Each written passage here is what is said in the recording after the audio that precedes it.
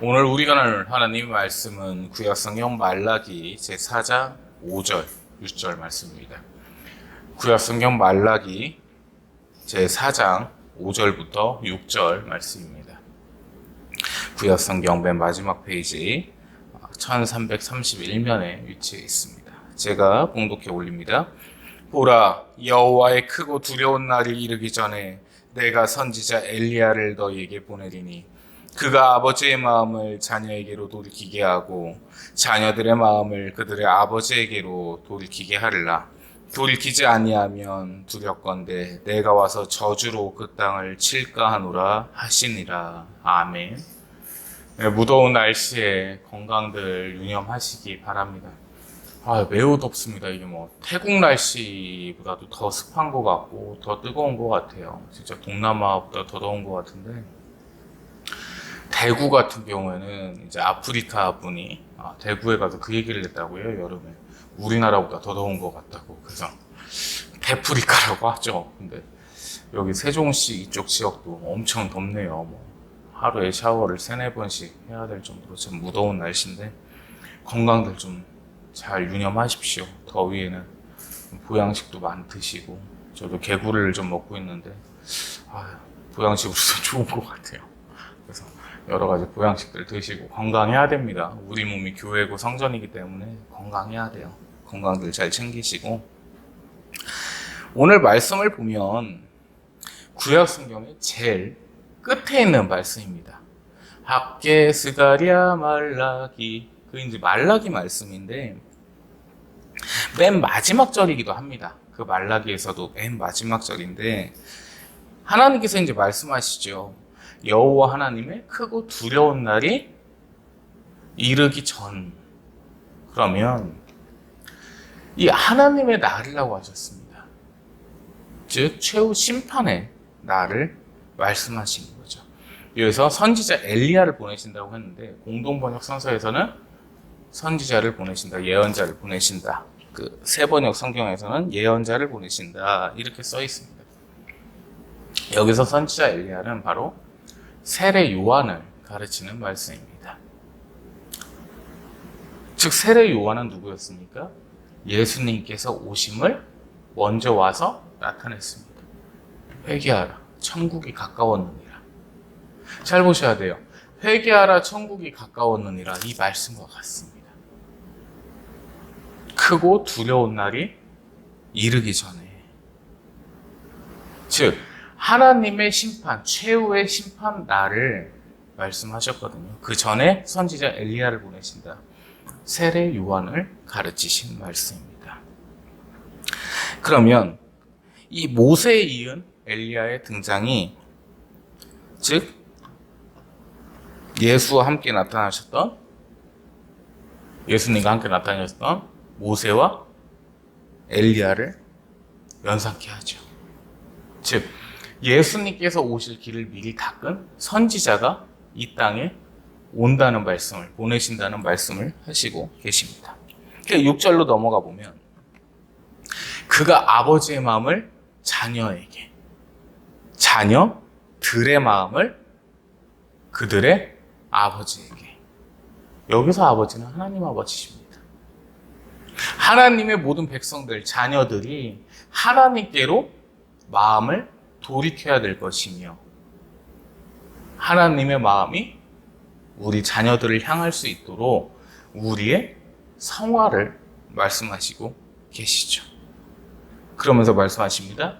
돌이키지 아니하면 두렵건대 내가 저주로 그 땅을 칠까 하노라. 이거를 원문에서 이제 구어체로 살펴보면 이 말씀입니다. 내가 가슴이 아플까? 참으로 두렵노라. 너희가 끝날까지 돌이키지 아니하면 내가 너희를 내 저주로서 칠까 두렵노라. 내 자식을 내 손으로 죽일까 두렵노라. 이 말씀을 하시는 거거든요. 오늘 설교의 주제는 바로 Are you ready입니다. 한국어로 하면 당신은 준비되어 있습니까? 오늘날 이 땅도 똑같은 세대를 살고 있습니다. 구약 성경 마지막 말라기 말씀에 하나님께서 말씀하십니다. 우리 여호와 하나님께서 너희가 마음을 나에게로 돌이키고 내가 너희를 치지 아니하리라. 너희가 성화의 과정을 겪고 있어라.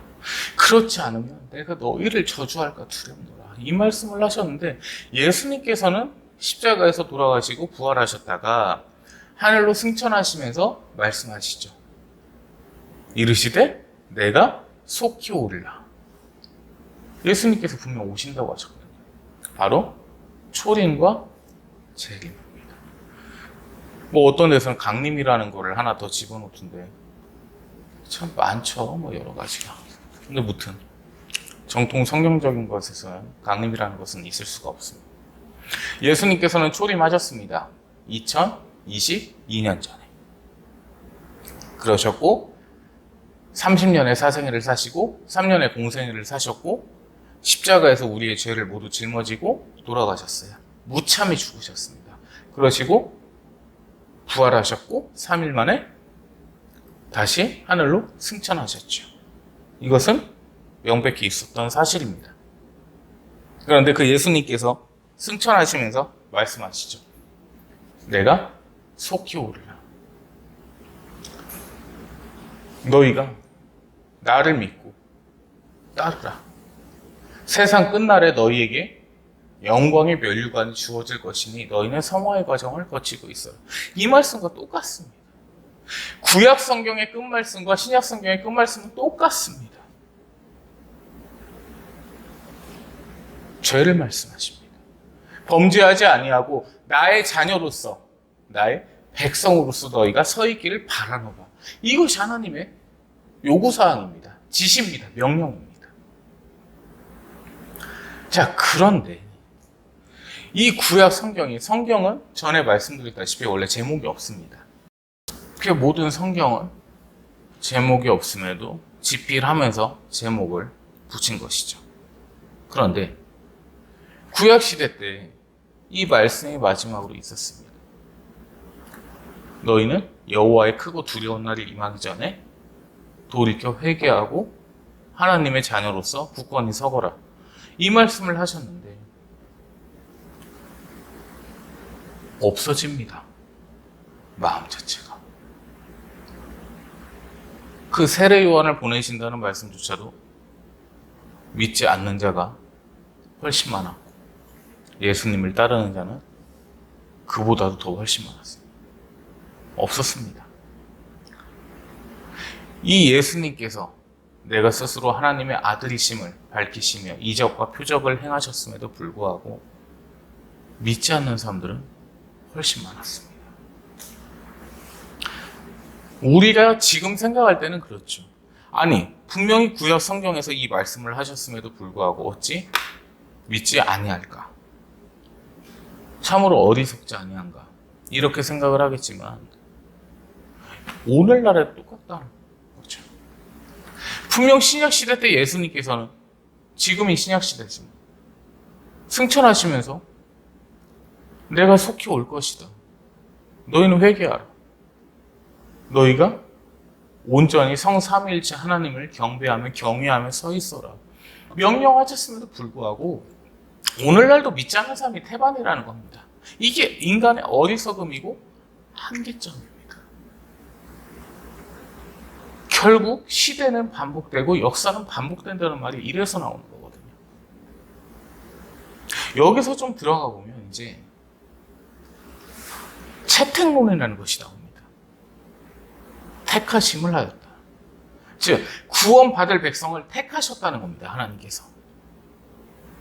쉽게 풀어서 얘기를 하면 믿을 사람은 어떻게 해서든 믿고 안 믿을 사람은 어떻게 해서든 안 믿는다. 근데 그 틀린 말씀이 아니거든요. 틀린 이론이 아니고 틀린 조직신학이 아닙니다. 틀린 교리가 아닙니다. 이 시대에도 믿지 않는 사람들은 태반이고 이 시대 때에도 오늘 본문의 시대 때에도 믿지 않는 사람들은 태반이었습니다. 세례 요한을 손가락질했었고 예수님을 손가락질했었습니다. 오늘날에도 예수님을 손가락질하고 있죠. 세례 요한을 손가락질하고 있습니다. 분명 엘리야 선지자라는 거룩하신 이름으로서 예수님께서 오셨습니다. 그 앞전에는 엘리야였던 선지자 세례 요한이 있었죠. 그럼에도 불구하고 똑같다는 겁니다. 반복해서 말씀을 드리는 이유는 각성해야 된다는 거예요. 절대 바뀌지 않습니다. 인간의 본성은. 인간의 본성은 하나님과 함께 해야 되고 하나님의 형상대로 지으심을 받았기 때문에 결코 하나님의 길에서 벗어나면 아니 되는데 아담과 하와가 사탄의 꾀임에 빠질 때부터 인간의 본성은 하나님과 대적하기 시작했습니다. 안타깝게도. 그것이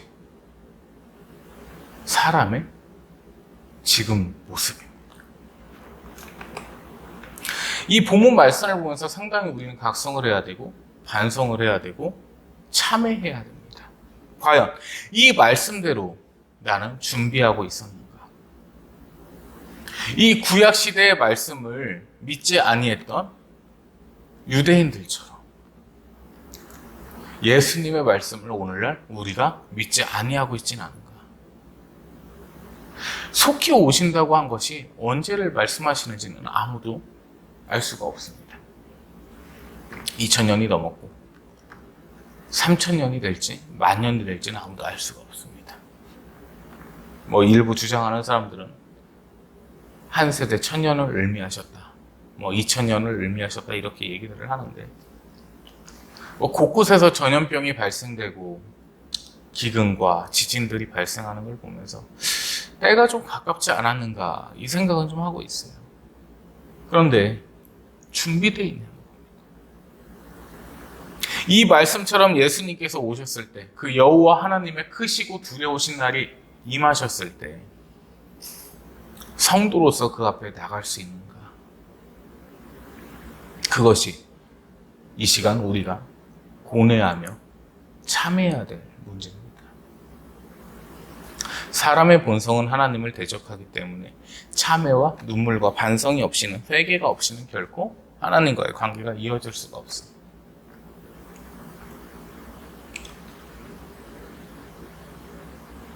미국에 목사님이 계셨습니다. 실명을 거론하기에는 좀 불편함이 있어서 이 목사님이 참 젊은 시절에 목사님 되셨습니다. 26, 27의 목사님 되셨어요. 침례교회에서. 근데 사냥을 좋아하셨거든요. 그러니까 하루는 사냥을 나갔다가 이 노루가 있길래 쏘셨습니다. 근데 사람이었습니다. 법적으로는 과실치사가 되겠죠. 그분이 돌아가셨어요. 과실치상이 아니었습니다. 치사였습니다. 돌아가셨어요. 교인들은 난리가 났습니다. 우리 목사님이 사람을 죽였다. 어떻게 저런 놈이 목사냐. 당장 잘라버려라. 내쳐버려라. 교단에서 난리가 났죠. 이 목사님은 눈물로서 하루하루를 보내고 있었습니다. 하나님 앞에 진정된 회개를 하고 계셨을 겁니다. 교회에서 가장 예배당에서 권위 있는 장로님이 한 말씀을 하십니다. 나서지 않고 계시다가 딱 한 말씀을 하십니다. 이 목사님이 일부러 그 사람을 죽였습니까? 아무 대답을 못하죠. 그러다 한 명이 얘기합니다. 아니 아무리 그래도 노른지 알고 사람을 죽였는데 그래 몰랐다 칩시다. 근데 목사가 할 짓입니까 그게? 장로님이 말씀하시죠. 우리가 이 목사님을 용서하지 않고 받아들이지 않는다면 이 젊은 목사님께서는 한평생을 후회 속에 사실 것이고 자책감과 자괴감에 사실 겁니다. 그리스도인이 할 일입니까? 이 질문을 던지셨어요. 참 대단합니다. 그 교인분들도. 그 이튿날 아무 일도 없던 것처럼 이 목사님의 설교에 은혜를 받기 시작했습니다.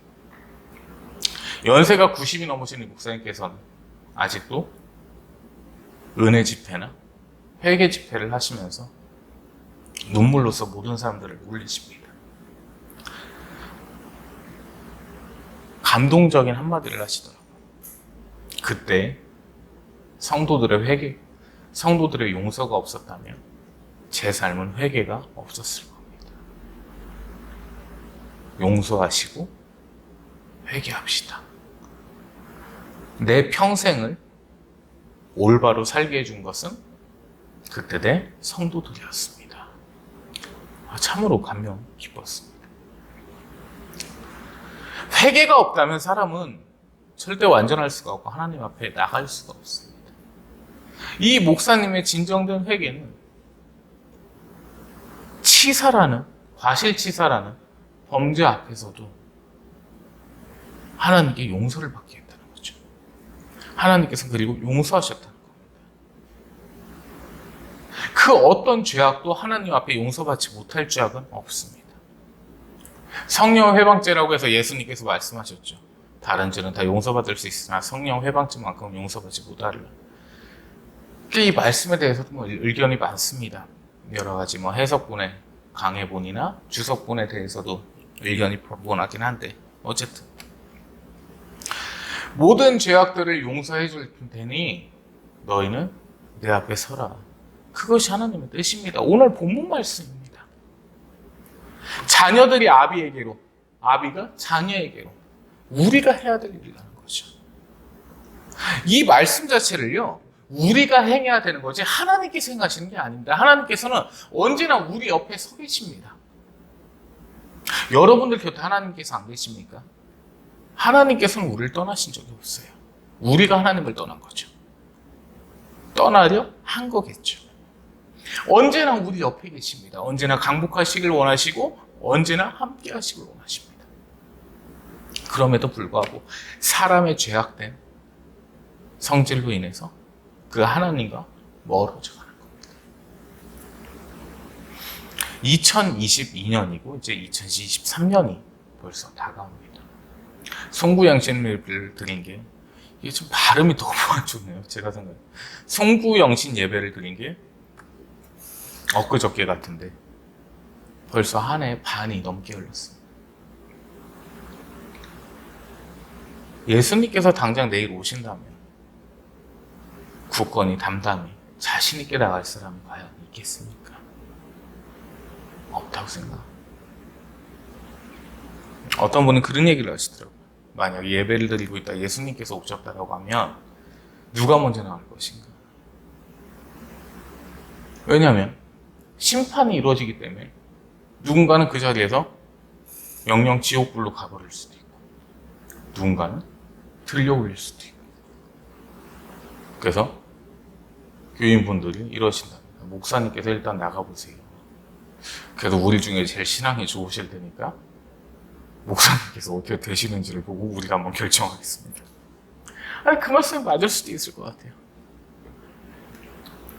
근데 만약에 우리 예배당에서 지금 예배를 드리고 있는데 예수님께서 오셨다. 먼저 다 하기가 좀 어렵지 않을까 싶습니다. 어떻게 될지를 모를 것 같아서. 언제라도 자신감 있게 예수님의 재림 앞에 나갈 수 있는 것은 사실상 불가능합니다. 그거는 사람의 한계점에서 가능한 일은 아닐 것 같아요. 그러나 그 예수님께서 오셨을 때 경배라도 할 수 있는 마음은 행실은 우리가 갖춰야 될 것입니다.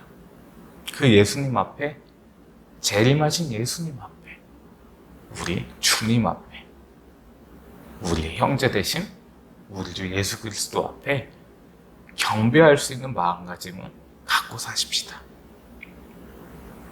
설교 때 전혀 인간으로선 행하기 어려운 권면을 하시는 목사님들도 많이 계십니다. 언제든 예수님 오시면 자신 있게 앞에 나갈 수 있도록 신앙생활 하십시다. 저는 제가 지키지 못할 그 권면은 하지 못할 것 같아요. 저조차도 그렇게가 안 될 것 같습니다. 전도사님이나 다른 분들이 계시다면 저조차도 좀 먼저 얘기를 하지 않을까. 우리 전도사님이 그래도 목회하신 지가 제일 짧으니까 열정이 가득하실 거니까 먼저 한번 나가보시고 그 뒤엔 제가 한번 나가보도록 이렇게 될 것 같아요. 사람의 본성은 하나님 앞에 부끄러움이 없을 수가 없습니다. 그렇게 만들어 놓으셨기 때문에 하나님께서 우리를 도와주시는 겁니다. 우리가 완벽하다면 하나님께서 도와주실 이유가 없죠. 불완전한 존재가 하나님의 강복을 누리며 먹고 사는 겁니다. 오늘 본문 말씀처럼 곧 오실 우리 주님, 우리 하나님 바라보면서 그 예수님께서 재림하셨을 때 그 앞에 엎드려 경배라도 할 수 있는 성도의 마음을 가지시기를 예수님의 거룩하신 이름으로 축원합니다. 기도합니다. 하나님 감사합니다. 하나님의 크신 은혜 가운데에 저희가 하나님의 거룩하신 재림을 기다릴 수 있습니다. 죄악이 많은 저희들 하나님 앞에 감히 나설 수 없지만 하나님 앞에 엎드려 좋아하려 하나님의 은혜를 기다리는 마음만은 지키고 살게 하시어 주시옵소서. 이 수요일 돌아가는 발걸음 위에도 함께 하시어 주시옵고 은혜 위에 은혜를 내려주시길 원하고 바라오며 우리 구주 예수 그리스도의 이름으로 기도 올리옵나이다. 아멘.